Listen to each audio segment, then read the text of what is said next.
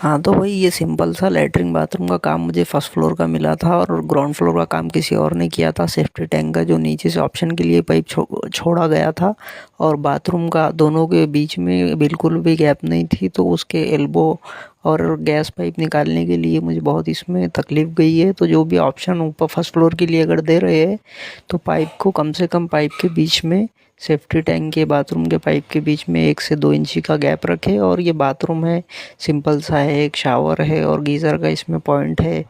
हाँ, ये first floor का काम मुझे मिला था। तो ये मेरा काम कैसा लगा बताओ भाई आप लोग कमेंट में।